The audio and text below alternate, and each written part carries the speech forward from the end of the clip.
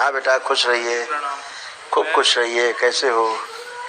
जी मैं एकदम ठीक हूँ। मैं दुर्गापुर वेस्ट बंगाल से आया हूँ। मेरा नाम इलाई भौमिक है। मेरा डीएनए में 5 लोग हैं।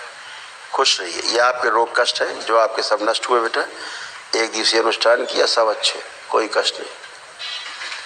पागल बनाने वाली स्मृतियाँ थी, बुद्धि बंधी रहती थी, मांसपेशियों में दर्द और सड़न हो रहा था, लंबर स्पॉन्डिलाइटिस था, लिवर सिरोसिस था, हार्ट अटैक का भय बने रहना, हृदय के वॉल में सूजन, आर्टरीज ब्लॉक हो रही थी, रक्त दूषित हो रहा था, एमएनडी की स्मृति थी, बैठकर उठने में कष्ट होना, जॉइंटिस की स्मृतियाँ थी, पेशाब करने में कष्ट होना, एक्सीडेंट कराने वाली एक्सीडेंटल स्मृतियाँ थी, बाइपोलर डिसऑर्डर था, हत्या आत्महत्या के विचार आते थे, वह विचार कराने वाली स्मृतियाँ थी, बोन मैरो दूषित हो रहा था, घाव बन रहा था, रेटिना में, पैनक्रियाज में, गुदा द्वार में और आंतों में, कैंसर की स्मृतियाँ थी, प्रोस्टेट में, स्किन में, रक्त में, कोलोन में और आंखों में।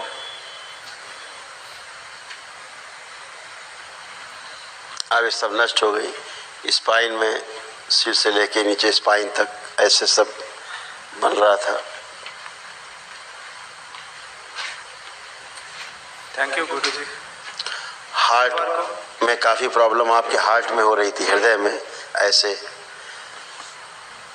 लेंस आंखों के डैमेज हो रहे थे, अंदर घाव बन रहे थे, नर्व में पस बन रहा था, आंखों में दर्द, जलन, चुभन होती थी, सूजन होती थी आंख में। ये सब नष्ट हो गई। ये कुछ अवशेष नहीं है। ऐसे होता था, देखिए, है ना? ये सब नष्ट हो गया।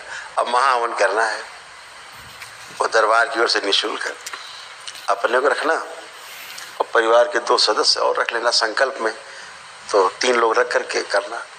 और बताओ, किसी के बारे में बात करना? यस गुरु जी। एक के बारे में, किसी के बारे में बात कर सकते हैं। अगर आपका अनुभव हो तो मैं पिताजी के बारे में पूछना चाहूँगा। किसके बारे में? पिताजी। हाँ, फोटो देखिए बेटा पिताजी की।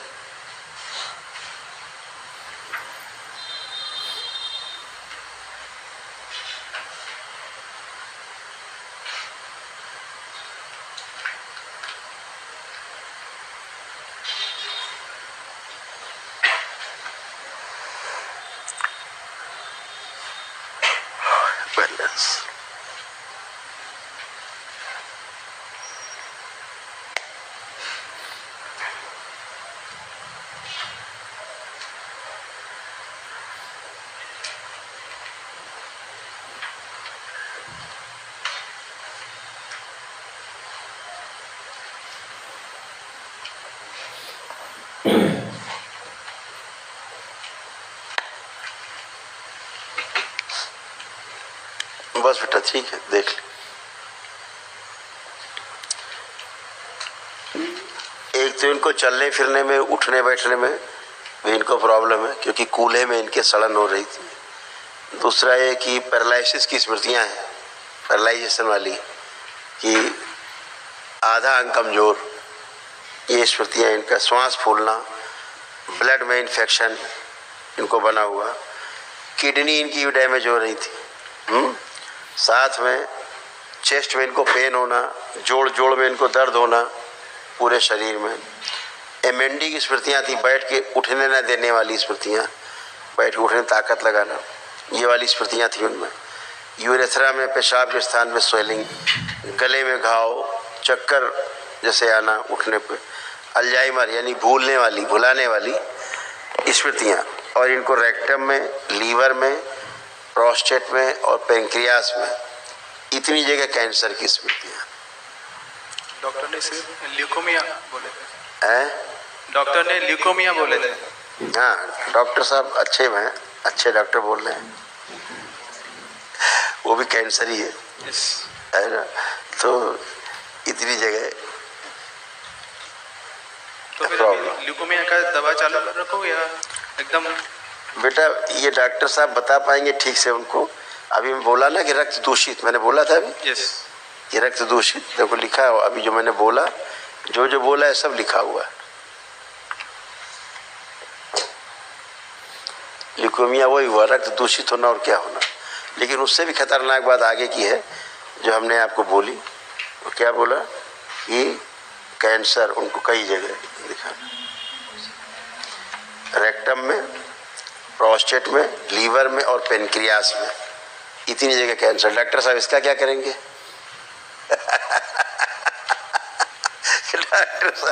इसका क्या करेंगे?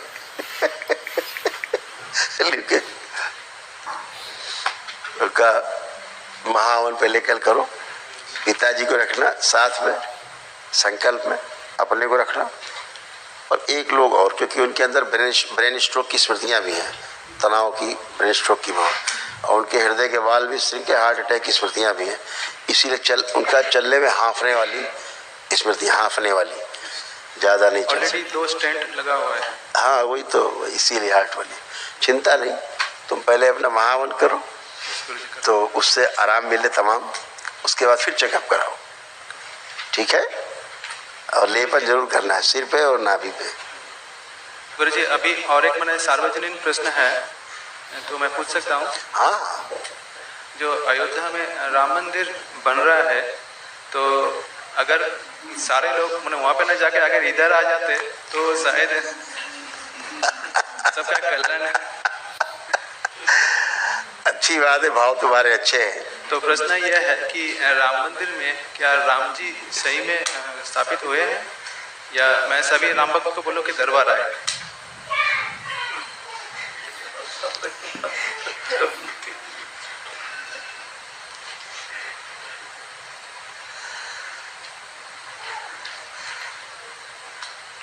शंकराचार्य भगवान के वक्तव्य सुने?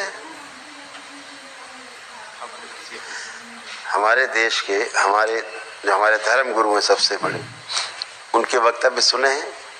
उनके तमाम स्टेटमेंट्स आए हैं मीडिया में, तमाम सोशल मीडिया पे, राष्ट्रीय चैनल्स पे, तमाम उन्होंने इसके बारे में विचार व्यक्त किए हैं। मुझे लगता है कि वो धर्म गुरु हैं हमारे और सबसे बड़ा पूज्य स्थान है, तो जो उन्होंने कहा है उस पर ध्यान देना चाहिए।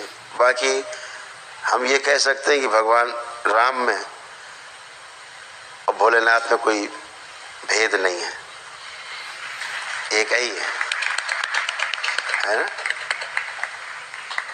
उनको करते हैं समझो इनको कर रहे हैं, शिव को करते हैं समझो राम को कर रहे हैं, एक ही बात है। भगवान राम ने अपना आदर्श प्रस्तुत किया समाज के सामने, मर्यादाएं स्थापित की, इसीलिए उन्हें मर्यादा पुरुषोत्तम श्री राम कहा जाता है।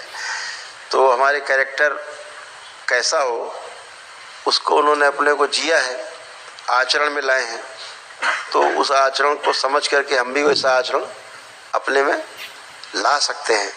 ऐसा भावना बनता है कि जब वो जी सकते हैं, एक राज परिवार का राजकुमार ऐसे जी सकता है, तो हम भी जी सकते हैं ठाठ से, चाहे जंगल ही क्यों ना हो, जंगल हो वहाँ भी ठाठ से जी सकते हैं। बात सोच की है। तो भगवान राम और भोलेनाथ में कोई अंतर नहीं है। बाकी स्थापना हुई कि नहीं हुई, ये भगवान शंकराचार्य और तमाम विद्वान लोगों ने तमाम अपने अपने मत व्यक्त किए हैं। अच्छा ही वो तो हर सर्वत्र है, भगवान राम सर्वत्र हैं, भोलेनाथ सर्वत्र हैं, श्री कृष्ण सर्वत्र हैं, है ना?